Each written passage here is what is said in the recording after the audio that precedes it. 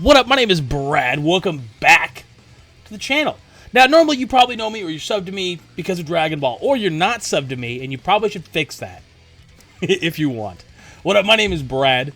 Welcome back. I want to talk about Avatar. So, if you guys don't know, I'm like a die-hard Avatar fan. I just don't really talk about it because it's a Dragon Ball channel. Well, Dragon Ball, Pokemon, anime, whatever you want to call it. It's just kind of a channel where Avatar doesn't come up that much. It's one of those kind of franchises. Honestly, nothing has come from Avatar since, like, Korra that I really like. I mean, the next couple of years are going to be insane. The movies that are all coming out, everything, and the Netflix show. I see a bunch of people saying it's garbage. It's not that bad. Okay, so is it like a 10 out of 10? No, it's not. Visually, it's pretty good. It's a little uncanny in some moments where it's like, my eyes feel like it's kind of like, that looks really fake. But like Momo and Appa, they all got tons of personality. Speaking of Momo right there. They got tons of personality. My only problem, so I was sitting there last night. If you haven't followed me on Twitter, follow me on Twitter, Bradical YT. I tweeted about, I was on episode like 5. I've watched the whole thing now. I was on episode like 5. And I was giving it like a 7 to 8 out of 10. My only problem I'm seeing, I don't like Aang. Aang feels like he's in like first grade, and they try to make him so deep. And don't get me wrong, Aang is a deep character. Aang's son is named Tenzin, which I think is the Dalai Lama's name. So he's meant to be a very deep, spiritual character. I don't want to diminish Aang at all. Character-wise, Aang's phenomenal. This kid feels like he's trying to be so deep. Like, so insightful. But then it's like a first grader talking. It just kind of takes me out of the moment. And I thought, okay, maybe, it'll lighten up. He'll loosen up a little bit. It's not a big deal. Maybe he'll, because Aang goes through a lot. Spoilers. We'll talk a little bit about the actual show. Remember, all this is off the dome, so if I get things wrong about the original show, I haven't rewatched it in probably like 2 years. But I've seen it probably 12 times all the way through in my entire life. I've watched it so many times. The last couple years haven't really. Mainly because I've seen it so many times, when I watch it, it's this weird like deja vu. Either way. So, Aang being a deep character, he goes through a lot. Like, again, spoilers, there's a point where he gets hit by lightning from Azula, right? Or maybe it was Zuko, I can't fully remember. It's during their fight, essentially. He gets hit by lightning, and you think he's dead, right? Like, well, we know he obviously isn't, but the world thinks the Avatar is dead. And that's when Aang really grows up fast. Home Dog spends like 3 months in a coma, or however long it is, wakes up on that boat, and he's a changed man, right? That's kind of what happens in the show with it. So I'm assuming that's what's going to happen here too, because this only goes through where like Pakku at the Water Tribe and like, Sokka's girlfriend, all that stuff happens. General Zhao. His actor is phenomenal. So good. Like, sincerely. The casting in this, minus Aang, and the kid does such a good job as Aang. I just don't like his voice, and again, he sounds like a first grader trying to be insightful to me, like like a first grader, like quoting the Bible to me. That's what it feels like whenever Aang is talking. Either way, the casting for all the characters, Sokka is pretty. I like it. I'm with it. Katara's good. Even characters like Jet, they're all like really solidly cast. And I'm actually glad. I know I'm a white guy, but I'm glad they didn't whitewash it too much. I think that's very important with a show like this that's a lot more Asian oriented. You know what I mean? It's not meant to be here. Like, they're not in like New York City, right? When we get to Korra, we can see a lot more of that. But I'm a huge fan of the casting. Even Iroh. Iroh, if you guys don't know, Iroh's the goat of goats. I mean, he's the goat of the goats, right? He's okay. He's cool. I'm assuming, again, he's going to get really badass. I gotta remember this is only book 1 of 3. Now, Aang doesn't even try to learn bending, bro. Like, you never see him do anything besides airbending. And there's a point where, spoilers, watch the show and then come back to this if you want, or just, there's a point where he meets Kyoshi, right? And they kind of changed it up a little bit to where I'm not the biggest fan. See, they're the Avatar state.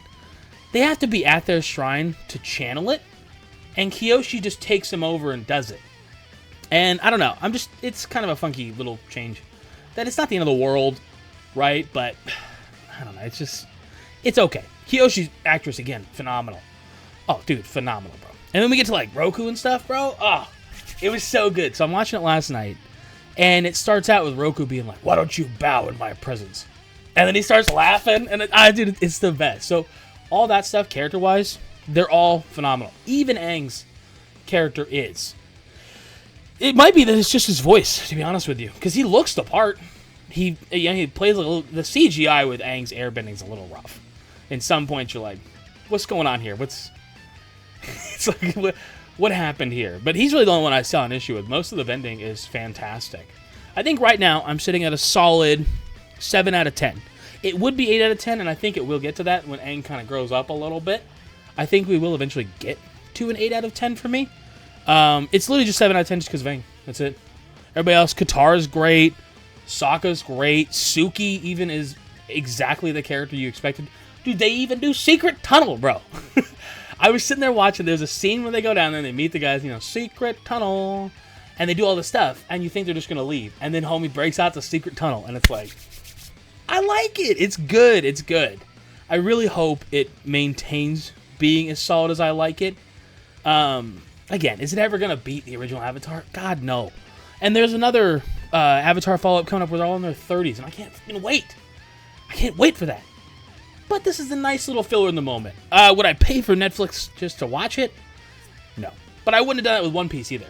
That's a bit different with this series for me, because this series I can actually chime in. One Piece, I had never watched anything One Piece. All I knew was what people put on Twitter. That's it. And then I watched live action, and now I'm waiting for the Two-Piece or whatever, the remake by the studio who did Attack on Titan to really get into One Piece. But either way, I'm excited. I think it's good. We got quite a while before it finishes. Let's be honest. Like when I watched the One Piece one, and I was like, that only got to episode 50. This only gets to 12, episode 12, 13, something like that. It's good though. Solid. 7 out of 10. I think it'll work its way to an 8 out of 10. If they end up doing Iroh right at the end, whenever he gets all beefed out and he just starts taking shit back, if they end up doing him right, I could 100% see this honestly being a 9 out of 10 for me.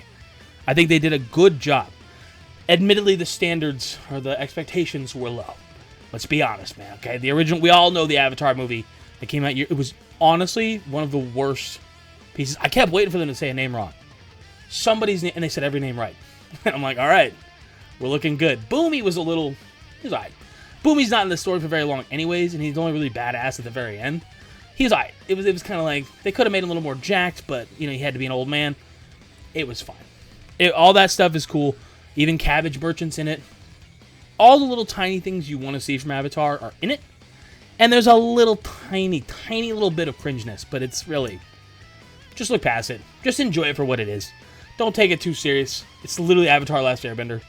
They don't make any political statements about modern day, as far as I could tell. It's literally what happens. It's a little fast, meaning like they cram a lot into each episode. Like a lot. You'll meet Jet, and then you meet Boomy like 2 minutes later, and you're like, oh, all right. They cram a lot, because, you got to get through a lot of episodes in 8 episodes, right? Like, they're doing an entire series, or a season, essentially. So they're cutting, 20 episodes down to, 8. I'm going to stop rambling now. It was good. Watch it. My name's Brad. If you want to follow me on Twitter, follow me on Twitter. I don't really use Instagram or anything, but if you want to follow me there, I have one. Threads? Does anybody use Threads? I don't I have one, so you can follow it. There's 60 followers on it if you want to follow that. But either way, make sure to leave a like, subscribe to the channel if you do enjoy. I'm making another video probably today talking about the new Naruto live action that got announced. Because if you don't know, Naruto's technically my favorite anime. But either way, I'm out. Thanks so much. Catch you around.